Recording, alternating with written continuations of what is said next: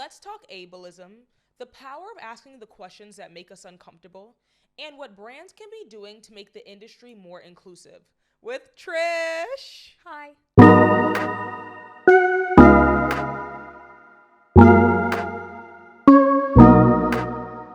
Hey guys, and welcome back to another episode of The 411, your favorite health and wellness hub.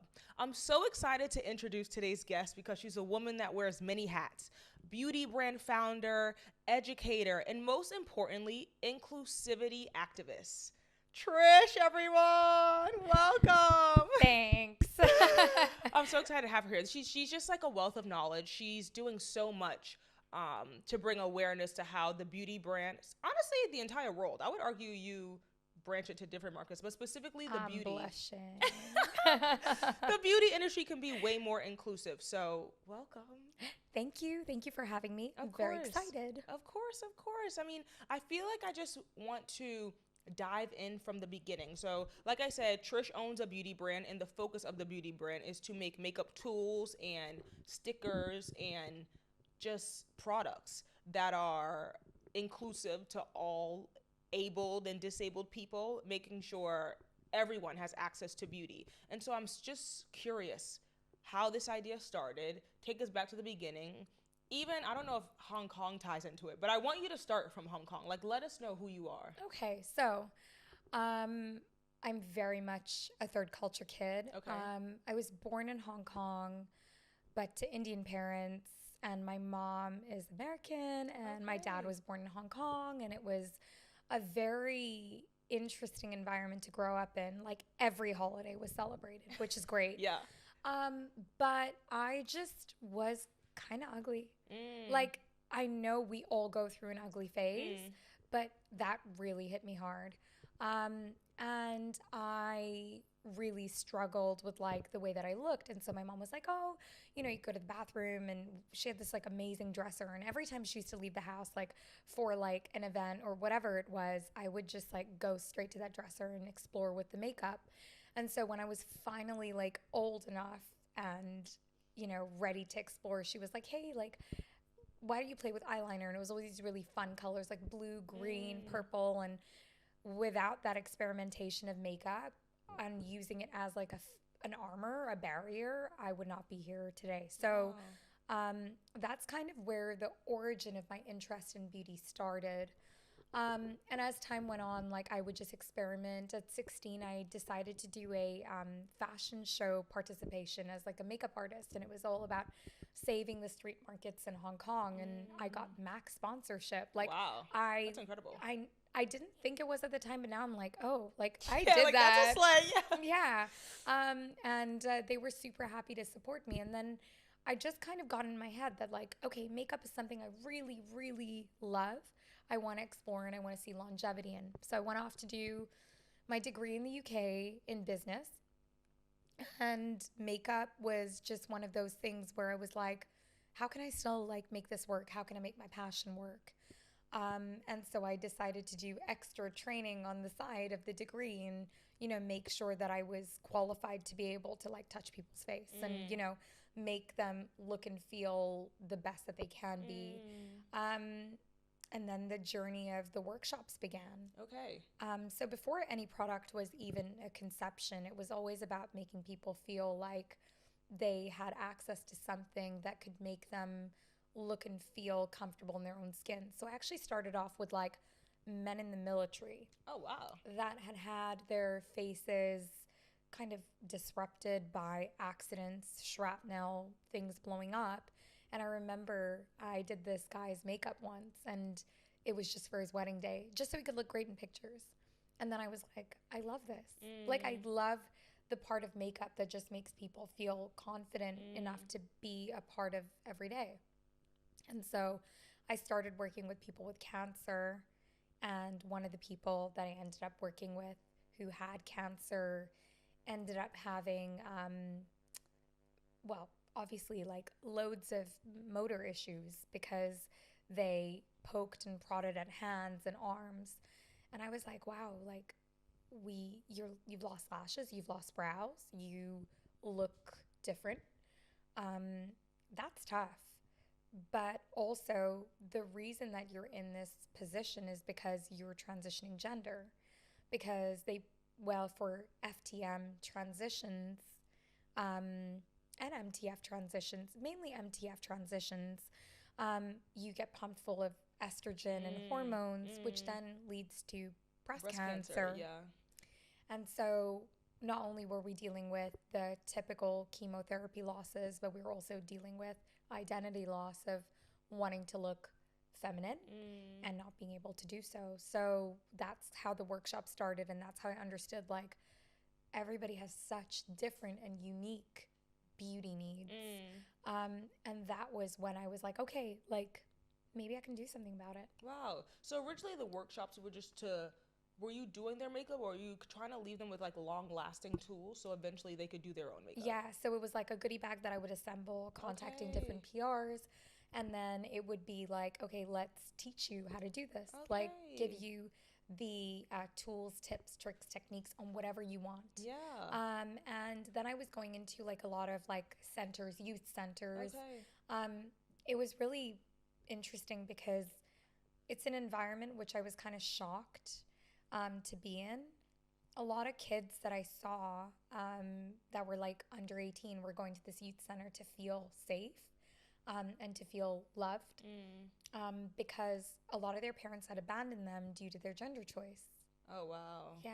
Wow. Yeah. And it's like, I don't want to say choice because it's not a choice, but just the way they wanted to live their life, yeah, absolutely. Yeah. The way that they wanted to actually, express themselves. Yeah.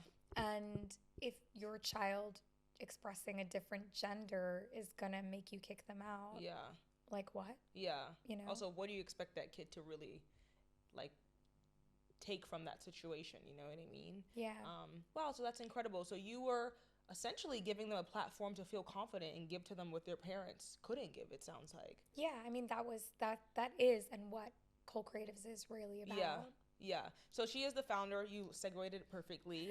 Her company is called Co-Creative. So definitely look them up. Definitely do the research. And so it started off with workshops, and now you have tools, and it segued into makeup tools and beauty tools, right? Yeah. So the brushes were the first start point that I had. Okay. Are those what I have over here? Yes. Okay, we're gonna debut them because I've never shown products on the 411. But I wanted you guys to get a visual because essentially she created these to be user-friendly by everyone.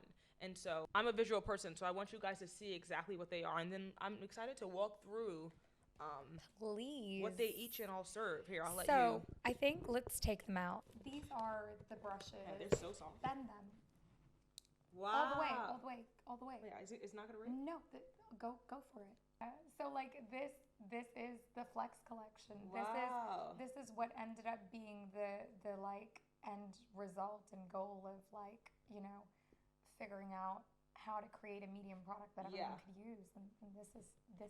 And so as we know, the beauty industry is super saturated, but you hit the nail on the head where because I feel like I am also at fault for this, I often don't think about how more accessible the beauty industry can be because like most people in society, we're pretty selfish and we're only thinking about us. Like when it of course comes into like diversity and inclusivity in that capacity, I can talk for miles. So I'm so curious for you how you discovered this gap to then lead you to making, we're going to talk about her brushes that, guys, bend all the way back. And so what led you to creating this brush and what gaps did you see that needed to be fixed?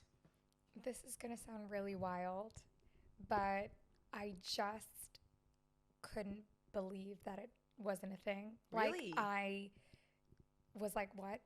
Yeah. Like I just was shocked. And how has there not been beauty products that everyone can use before this? Really, like that's crazy. Yeah. No, it is crazy. And so I was like, well, why don't I just do it? And I did. And that was literally it. Like it was just about understanding. I see so many people via workshops, right? Yeah. And I can clearly see right in front of me, like, okay, you have a product, like a blush. You can't open it, so you need someone to help you. Then you have no tools to then apply this with because it just doesn't exist. And it just kept happening over and over again. And, you know, like makeup's supposed to be fun. It's supposed to be easy. Yeah. And then liberating. Exactly. And then here I am telling you, like, here's this product. It's going to be really good for you. And it's like, oh, like, just kidding. You can't open it. Yeah. Or like, you can't actually apply this because there's nothing for you to apply it with. Yes. Because you can't get your face or your hand to hold something. Yeah. And so I just was like, let's do it. So your workshops essentially played an integral role in this. Because do you think if you didn't have the workshops and it wasn't so visibly in your face, do you think this idea would have came to you as clearly? I don't know. And the reason I say that is because I have grown up in a family, well, I mean, I think we all do, like where people have different issues, disabilities, diseases. Like I had a great aunt who had Parkinson's. I had my mom who has lupus. And I just sometimes was thinking about it today. I was like, I wonder, like, would she still have driven if the car was more accessible? So, like, did she lose her confidence in driving because the car became too difficult to use? Like, was that it? Maybe I don't know. Literally, like shower thoughts. You know, literally thought about it this morning. But I was like, maybe. So I've kind of seen it, but yeah, I guess like if the workshops didn't happen, I would have never been like, hey, let's do this. Yeah. So I'm curious, like educate me. What is the gain of the brushes being super bendy like this? Okay, so firstly, they stand. Okay. In fact, actually, all our brushes stand, even the small ones. That makes sense for the wide base. Yes. Now, that handle is already easier to hold. Yes, it is. The brush faces you. Yes. Okay. So yeah, you don't have to like guess like how you're going to figure out how to apply it. And then let's say that grip isn't good for you, right? Like I can't hold it. Maybe I can only hold it like this, like, and like this is how I need to apply my product. This is how I need to do it. Like maybe this is how, or maybe I need it the other way. Yeah. And so that's why they bend. Okay. It's because it's easy application. But also if I have a tremor, this isn't going to hit me in the face. Yeah. Wow, very true. And it's going to keep my application steady, so I can be like as wibbly wobbly, challenged with the way that I apply something and then have it apply effortlessly. Yes. And what's the feedback you've gotten on these brushes? I'm curious. So in the beginning, people were like, what the hell is this? Okay. Yeah. And this started in 2017. Oh, wow. Okay. Right. Okay. But we're in 2024. And now people are like, hey, that's cool. Yeah.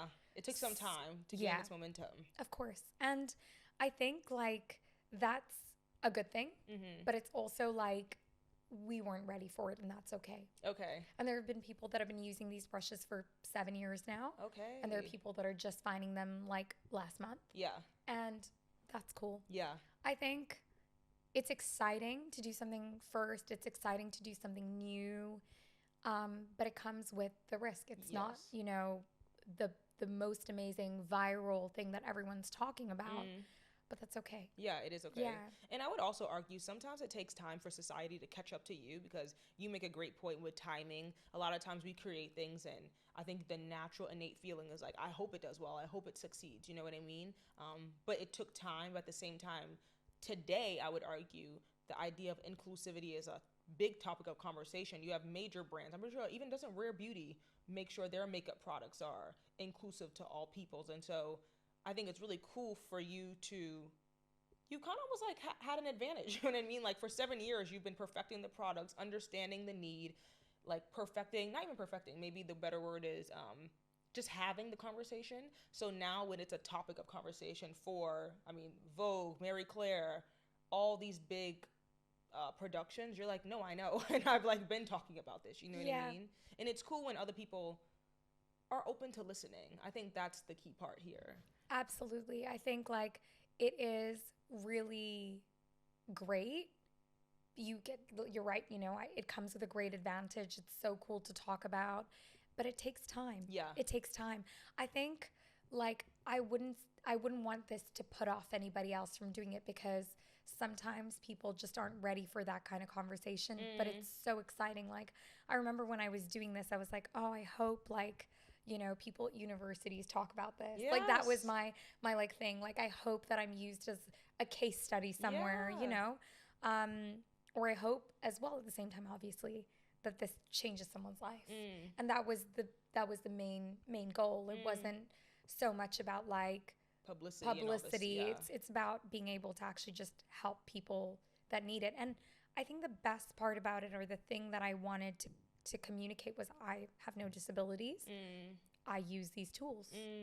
You know, we can all... Like everyone can. Yes. But we all can't as well at the same time. Okay. And I think that's okay. Yeah. You know, and that's why we have the workshops. We do so many variations of products. So our next collection was called Feast Your Eyes. And it was, I wish I brought that in hindsight as well. So they're like chopstick style, non-rolling handles with Braille on them. Oh, wow. So, wow, that's very advanced. So as time goes on, like, we evolve and we adapt. So this is version 2 of packaging. Okay. Okay. And if you feel the box, sorry. So if you feel this part of the box. Oh, yeah, it's Braille.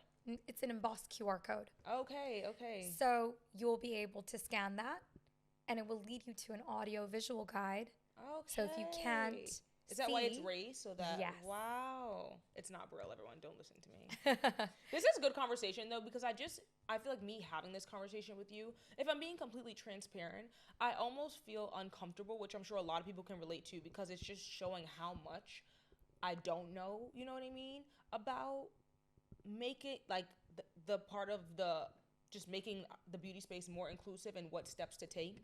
But I'm happy to be to be uncomfortable, you know what I mean? And have the conversation, because I'm now excited to just research and figure out ways. I think the key point is, like, you have no disabilities, you know what I mean? So it's like, we all can participate in the movement to just make, this sounds so like cliche, but like the world a more, you know what I mean, accessible place. Like, really cool. Wow. So you scan that, it leads you to like an audio visual guide. It describes each brush to you, tells you how to use it. Wow. Like all the text information that you couldn't read on a box. Yeah.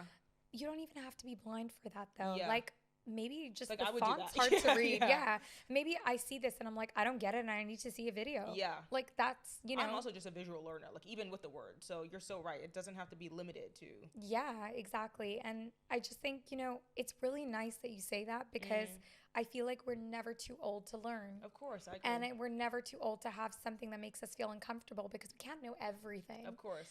We do live in a world with social media, TikTok, Instagram, where, you know, everything is just, we're so privileged. You know, we can go to ChatGPT and we can ask it anything and it'll give us an answer, and Google tells us something in 0.03 seconds and we're like, wow, great, knowledge. Knowledge is power. Yeah, knowledge really is power, and this is the epitome of it. Wow. So we talked about it's uncomfortable to ask questions that you have. And I think a big reason for that in today is cancel culture. Cancel culture, in my opinion, I think it started off for the right cause. You know what I mean? I think the point of it was to call out people who are doing the wrong things, but it has gotten us to a place now where everyone's afraid to ask, you know what I mean?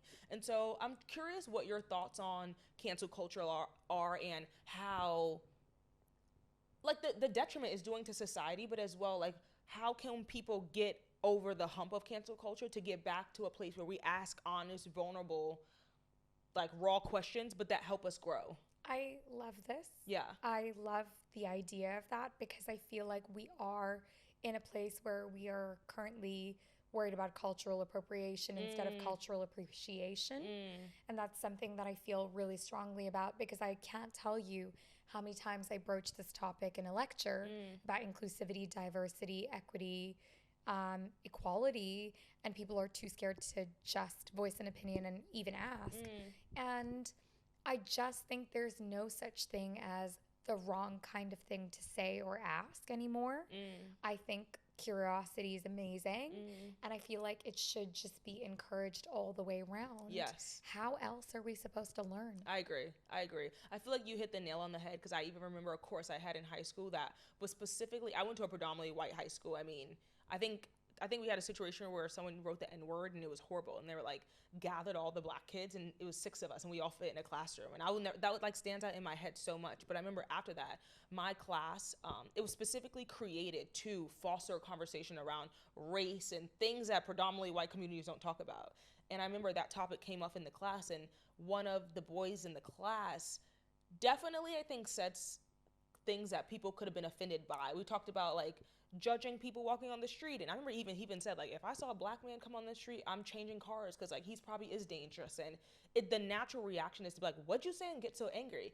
But I always talk about this story, not on the podcast, just in life, because he said that comment. Of course, first of all, it creates conversation when people say these honest, open conversations. And I encourage you, when someone says a comment that you maybe don't agree with, try to understand where they're coming from and engage in the conversation. Don't engage in an argument, in a fight, because the beauty of that is at the end of the semester when we all graduated, his mindset had shifted completely, and he was thinking with a whole different brain. And of course, that's a whole different topic of conversation, because clearly he was regurgitating what he learned at home. Yep. But I just thought it was so much power in that class, where how many kids walked in with such a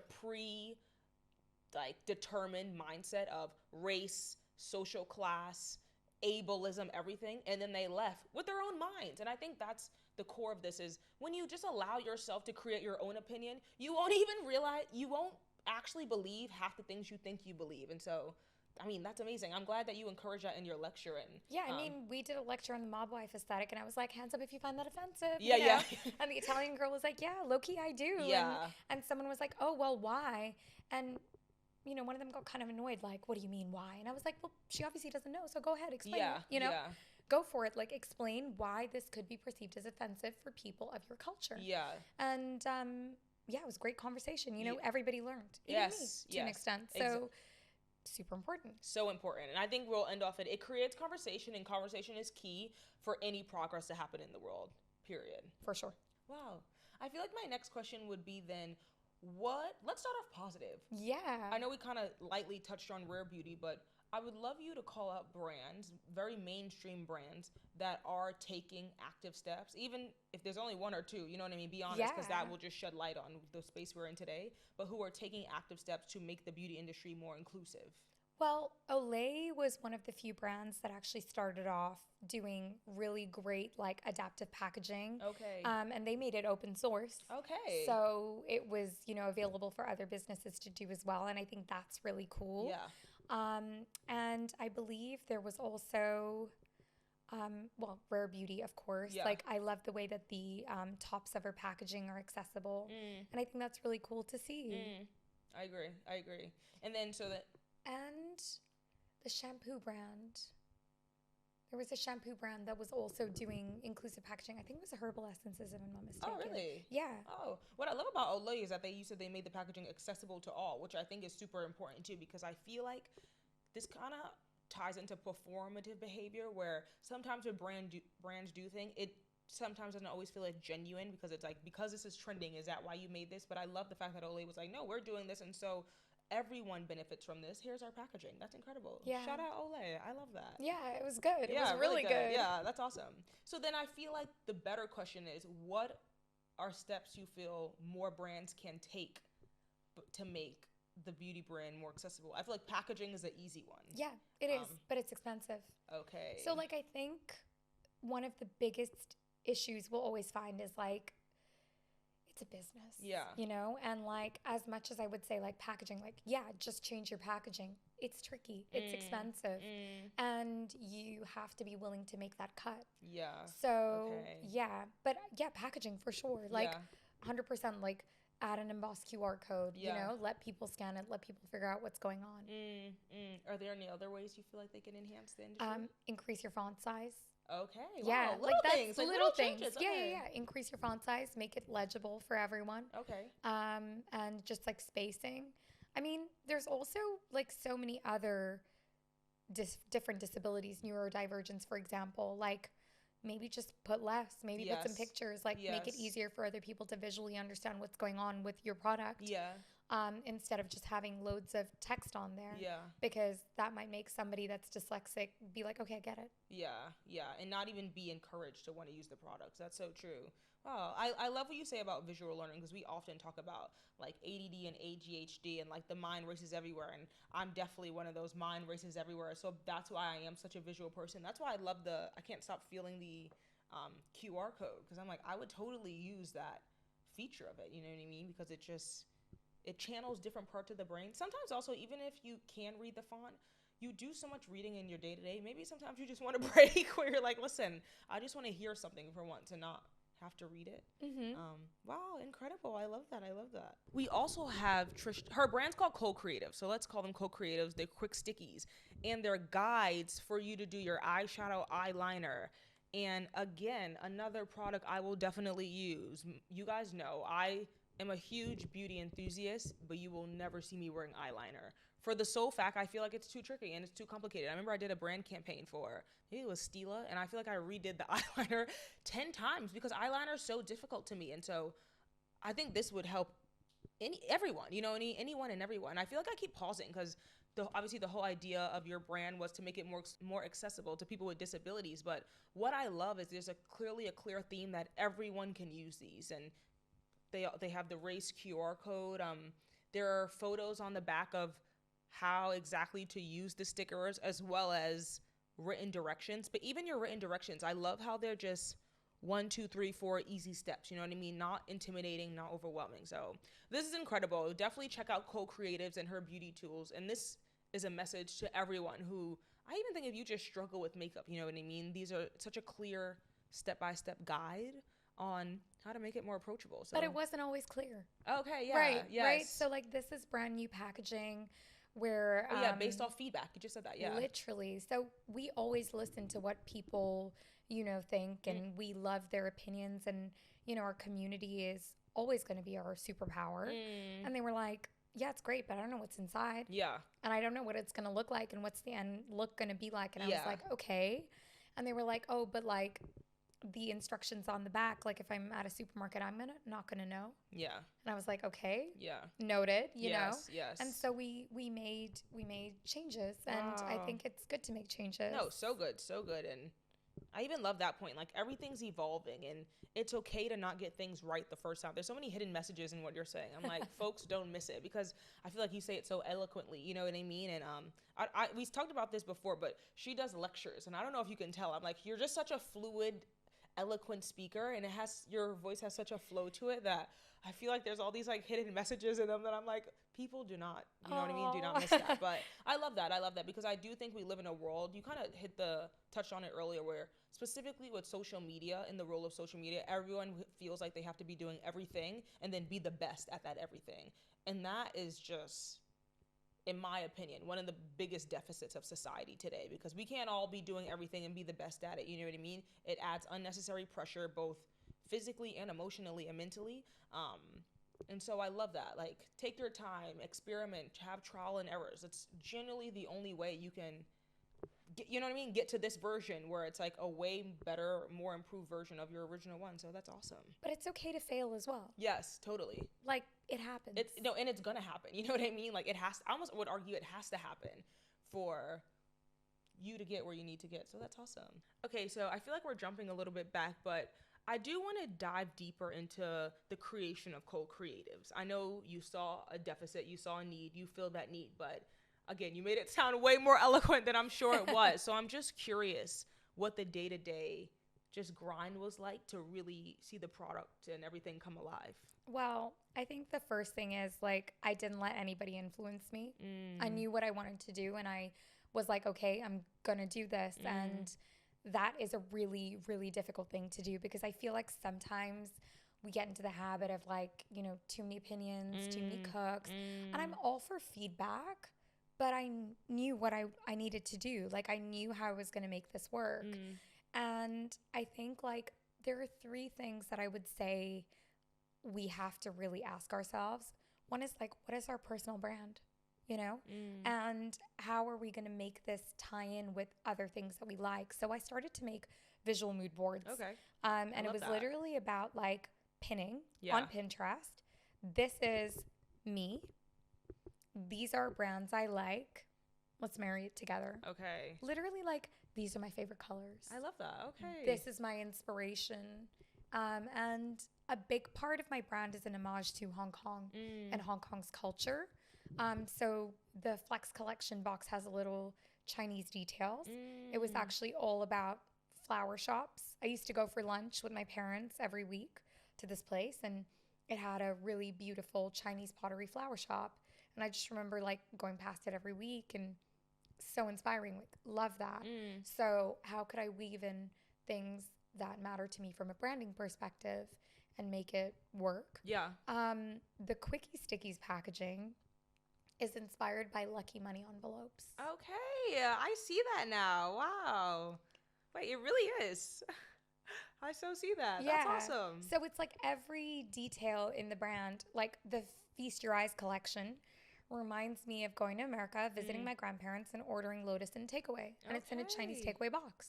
Okay. So all of these like little narratives that tie into me really personally also represent the brand. So I think that's the first thing you got to figure out. Okay. Who you are. Yeah. Exactly. And then the other is like draw. Like I'm really bad at drawing, but I literally was drawing to figure out like how I was going to make this work, you know, what is it going to look like? How is it going to be able to work for somebody of different abilities? And be sustainable, which is something that I don't really talk about, but everything we do is sustainable, from how something's made to what it's made of. Okay. And I really feel like it's our responsibility. Now, controversial opinion, I don't think people buy stuff because it's sustainable. So I don't talk about it so much anymore. Yeah. But everything we do is. Yeah. From the material everything is made of, to the way that it gets to you, to how it's made, it's responsible. I love that. I mean, that I feel like that also just relates to personal branding. You know what I mean? Clearly, sustainability and being ethically in the right is important to you. So it only makes sense for your branding to also be an extension of that. Wow, amazing. What I love most you talk about is the vision boards. I feel like vision boards, especially Pinterest, Lord knows, me and Pinterest are like this. And I feel like it's because it gives you a visual of who you are. Like you can think of, we recently did this because I was like, just going, the whole podcast and point of this podcast, it's a wellness inspiration, but truly it's a self-discovery journey as like I become the best version of myself. And it's a lot easier to say that in like show up as that person, but every once in a while I need a little Pinterest, you know what I mean, to visually see almost like you as a not you, if that makes sense, you know what I mean, like an extended version of you. And it's so helpful to then understand, okay, like you said, for me, how does the podcast tie in? If you're working with this brand, would you working with this brand? It's such an easy answer because it's like, would this Pinterest girl work with that brand? You know what I mean? And it takes you out of it. But I love that. And I feel like manifesting and vision boarding ties so well into just your wellness practices. So you're clearly a boss woman, you know what I mean? You handle your business, you bring your dreams to life, and that is no easy feat. We all know there's this tiredness, stressfulness, you know what I mean? I don't think my concealer works anymore. Yeah. Your what doesn't work? My concealer doesn't work anymore. It can't cover it. The Louis, it won't cover them. The Chanel's, yeah. I've got 3 different concealers on today, and it's still not doing the job. I mean, but it's proof of the hard work. You know what I mean? I feel like that's a message that I always try to convey to the audience is, again, going back to my point, in a world where everyone wants to be a CEO, everyone wants to be a boss, and it's like, if you speak to the real bosses, you'll realize it's not this luxe, glamorous experience that everyone thinks it is. It's a lot of nights of no sleep, stress, hearing the word no, and just having to pick yourself up and move back on. And so if you actually want to talk about that, like the deficits of building a brand, I would love to hear more about that. I cry like once a day. Okay, I love that. Yeah. But it's like, it's my release. Yeah. I tried not to cry last night, but I decided to. Yeah. And my eyes are puffy. Yeah. I'm not very happy with myself. No, you don't. She keeps saying these like comments. She's like, oh, my hair. I'm like, your perfect hair looks great. Like, you look amazing. No, you really do. You. But I can tell you, I don't look like this every day. Like, I can't. It just would be impossible. Yeah. I work a lot. Like, it is true. I sacrifice a lot of like experiences and fun things, and you know, sometimes seeing people because I'm really focused on what I want to do. And right now that's, you know, build this brand and get it to where it, you know, I really want it to be. But yeah, people say no to me all the time. Can I host a panel talk at your members club? No. Can I, you know, collaborate with your brand? No. And it's okay. It's part of it, you know? Yes. You just pick up yourself and you move on. But it's hard. Yeah. Like, hearing rejection after rejection is really tricky. I'd say I hear more no than I hear yes. Always has been the case. For a variety of reasons, you know, and I get that. Like, every brand has its own reason. But it's hard. Yeah. It's really hard. And I really do have like moments where I'm like, should I just stop? Yeah. You know, Yeah. like, should I just give it up? Yeah. Like, what is the point? And then I'm like, no. Yeah. Like, there is a point. Yeah. You've been at this for a while now. There is a point.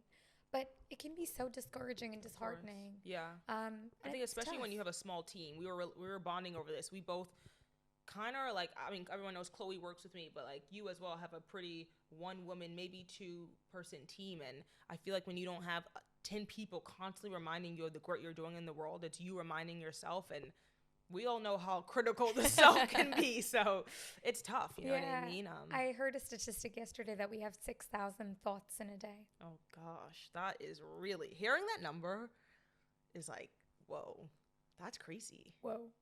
Is that the average person? Or? Yeah. See, I know I have like 12,000. So I'm like, if that's the average person, I'm definitely working overtime. Yeah. Wow. Yeah. Oh my God, I don't know if I'm excited to hear that fact or like intimidated, but going back is, I'd love to hear now what you do for yourself to, you talked about crying, but also wellness. Are there any wellness practices you participate in or? Loads. I mean, my sister is really, really into well-being. Okay, I love like that. Massively, and I live with her. Okay, that's amazing. And so she actually helped us illustrate these angel cards, like a deck that was fully inclusive. So if you were blind, you could also participate in manifestation and being able to, like, you know, pull your cards and be able to have like your own reading, because that's also an area that's not very inclusive. And that is very true. Wow, I never thought about that. That's so true. And angel cards and, you know, readings and these decks have always been a really, really big part of my life. So if I feel like I need to hear from a higher being, I will go to a deck and I will pull out some cards and see what the world is trying to tell me today. So that's one. Two is I love a pamper. So for me, it's my blow dry. Like it's my weekly blow dry. And that is a half an hour, 45-minute moment where I can just switch off and, you know, feel in touch with myself because I'm not looking at my phone. The reception doesn't work at the hair salon. Oh, that's amazing. So no one can contact me. Yeah. I purposefully like don't connect to the Wi-Fi, and it's just a moment to just be within myself. Yeah. In fact, actually, sometimes I just solo travel, you know? I love that. It could even be a day trip. Yeah. But I think it's really important. Yeah. Yeah. Be comfortable with yourself. I love that. I love that. I also think it's really interesting that you live with your sister because I'm really big on energy. So I'm sure you also indirectly get fueled if she's so into well-being, you know what I mean? Then she's like making it her top priority to do her best to show up as her best self. And naturally she must be passing that energy over to you. So even that's a tool, you know what I mean? Not intentional tool, but I mean, she does intentionally do it. I mean, our home is like feng shui. Like we can't move into a home with a certain compass direction. Okay. Wow. The layout of the way that the beds face matter, the crystal coffee table, which is just covered, you know. So yeah, we are a wellness hub at home for sure. It's a priority. It is a priority. It is a priority. And that's something I just always feel with the wellness is it can't be this one-time trend that you participate. You really have to authentically show up for the practices you're trying to embody and make it a lifestyle. You know what I mean? Because it all works in encompass maybe is the word, you know what I mean? Especially when you're doing jobs how we're doing and we're trying to create and produce something in the world that's not already there. I mean, if it was easy, everyone would be doing it. You know what I mean? So you have to prioritize those wellness practices. I love that. I love that. Super important for me. Honestly, like really important. And actually something that's been consistent my whole life. Passed down from my mom to my sister and I. And, you know, that is something that we really are into. Yeah. What are ways your mom practices wellness? I'm curious. So she actually initially started with Reiki healing and body talk, and she is a fully qualified master practitioner. Okay. Which then, you know, one kid is like, no, I don't want this. That was me. Yeah. And my sister was like, yeah, I'll do it. And at 8 years old, she did like a Reiki training. Oh, wow. And she's been a Reiki master for 20 years, which is so weird. Yeah, wow. But yeah, I mean, like it's just been always around. And, you know, when we need something to rely on, it's always there, you know, hold your crystals, meditate, stop for a second, or just stare at them, you know? Yeah, just take a pause. I think that's important. Take a breather. Oh, well, that was amazing. I really just feel like you gave the audience such a clear understanding of one, the role we can be doing to, well, at least the role the beauty industry can be doing to make the space more inclusive. Any tips on tricks on ways the average everyday person, society as a whole, can step up to be more inclusive? 100%.